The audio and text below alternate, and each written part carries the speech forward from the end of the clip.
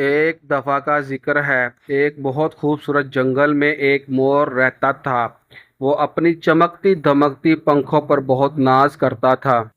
ایک دن وہ جنگل میں چہل قدمی کر رہا تھا کہ اسے لہسن کی ایک گانٹھ نظر آئی اور اس نے کہا، ہائے، یہ بدبو، یہ کسی کو کیسے پسند آ سکتی ہے؟ قریب ہی ایک دنا خرگوش بیٹھا تھا۔ وہ ہنس کر بولا، مور بھائی، خوبصورتی صرف ظاہری نہیں ہوتی، اصل خوبصورتی اندر کی ہوتی ہے۔ میں دنیا کا سب سے حسین پرندہ ہوں، مجھے بدبودار لہسن کی کیا ضرورت؟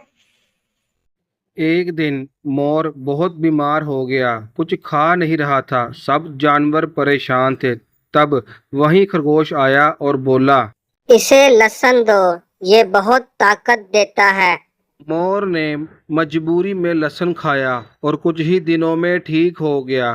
اب وہ سمجھ گیا تھا کہ ہر چیز کی ایک اہمیت ہوتی ہے، چاہے وہ خوبصورت ہو یا نہ ہو۔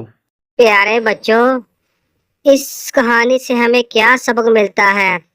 کسی چیز کو اس کی شکل یا خوشبو سے نہ پرکھو، اس کے فائدے دیکھو۔ اگر آپ کو میری کہانی پسند آئی ہے تو پلیز سبسکرائب کریں، لائک کریں اور شیئر کریں۔